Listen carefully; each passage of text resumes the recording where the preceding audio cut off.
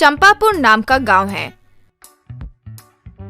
उस गांव के लोगों को बगल वाले गांव से कुछ भी लाना या ले जाना हो तो दोनों गांव के बीच वाली नदी को नाव पर पार करना ही पड़ता था। एक बार एक नेता चंपापुर आया। गाँव वालों कैसे हो? आने वाले इलेक्शंस में हमारी पार्टी की तरफ से ये बलदेव को खड़ा कर रहे हैं, इससे जरूर जिताना होगा। यूँ कह ही रहा था कि वहाँ सभा में आए लोग एकदम से खड़े होकर चले गए। अरे ये क्या, सब यूँ चले जा रहे हो? रुकिए रुकिए। यूँ माइक पर बहुत पुकारने पर भी कोई नहीं रुका और सब चले गए। नेता तब बलदेव से, लगता है तेरा समय ही खराब चल रहा है, लगता है उन्हें तेरा मुंह पसंद नहीं आया, कल जरा ग्लैमरस दिखना, ठीक है? मैं फिर आऊंगा ना। सर ग्लैमर क्या है सर? सचिन रूपवान है क्या? अब्दुल कलाम जी या फिर मदर तेरेसा बहुत खूबसूरत दिखती थी। आपने अपने पिछले साल इलेक्शंस में किए गए वादे पूरे नहीं किए, इसीलिए सब चले जा रहे हैं। वाह क्या बात कही है, जैसे हमें पता ही ना हो। पहले दिन ऐसा हो गया, इसीलिए हम तुम्हें पार्टी से निकाल रहे हैं, कहकर चला गया। बलदेव बहुत दुखी होकर वहाँ से निकल गया।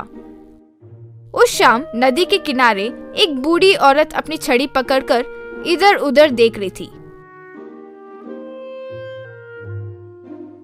तब बलदेव वहाँ आकर, क्यों दादी, यहाँ किसका इंतजार कर रही हो? मेरा पोता बहुत समय के बाद आ रहा है तो इंतजार कर रही हूँ कि नाव कब आएगी। बलदेव और दादी मिलकर बहुत समय नाव का इंतजार किए, लेकिन आखिर नाव नहीं आई। बेटा बहुत रात हो गई है, नाव अभी तक क्यों नहीं आई? कहीं नाव डूब तो नहीं गई? तब बलदेव का एक दोस्त वहाँ आकर, अरे हमारे गांव आने वाली नाव डूब गई है, ऐसा मैंने सुना है। उनका पोता खुशनसीब से उस नाव में बैठा नहीं। वो बातें सुनकर दादी, भगवान की दया से मेरा बेटा उस नाव में नहीं बैठा, वरना मेरी क्या स्थिति होती। वे नेता इस बात को कब समझेंगे?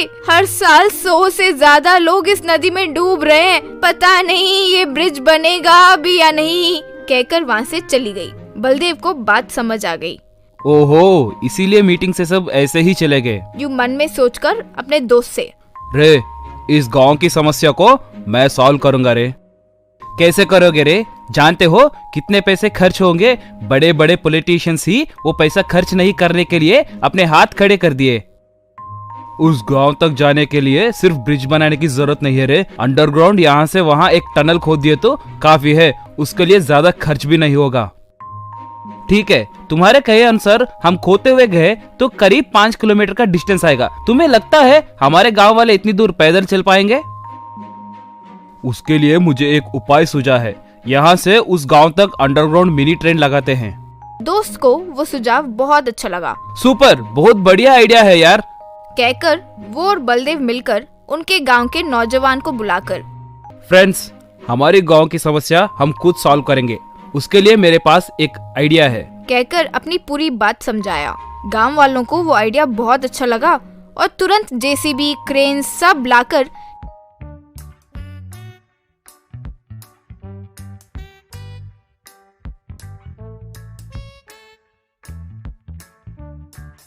नदी के नीचे एक बड़ा सा सुरंग तैयार किए। बलदेव तब स्टेशन मास्टर को बुलाकर, सर ये अंडरग्राउंड टनल हम सब गांव वालों ने मिलकर बनाया है, इस टनल के रास्ते से क्या आप हमारे लिए एक मिनी ट्रेन का इंतजाम कर सकते हैं? कहकर रिक्वेस्ट किया। इतने सारे लोग मिलकर हमारी गांव की समस्या को दूर करने की कोशिश कर रहे हैं तो मैं भला मदद क्यों ना करूंगा। एक पुराना इंजन और ट्रेन है, वो यहाँ चला सकते हैं। फिर उस गांव के टनल में मिनी ट्रेन का इंतजाम हो गया। गांव वाले उस ट्रेन में बैठकर अंडरग्राउंड टनल से जब जा रहे थे तो नदी में मौजूद छोटे छोटे मछली और वो दृश्य देखकर आश्चर्य रह गए। फिर कम समय में ही वो ट्रेन बहुत ज्यादा मशहूर हो गया। गांव वाले फिर बलदेव की प्रशंसा किए। फिर बाद में वो नेता आया। हाँ, मुझे पता है बलदेव कि तुम जैसा कोई नहीं है, इसीलिए तुम्हें फिर हमारी पार्टी में ज्वाइन करवाने आया हूँ। नहीं सर, मैं इंडिपेंडेंट ही इलेक्शंस में खड़ा होऊंगा। उस साल के इलेक्शंस में बलदेव अंडरग्राउंड ट्रेन को चिन्ह की तरह लगाया। गांव वाले फिर बलदेव को जिता दिए।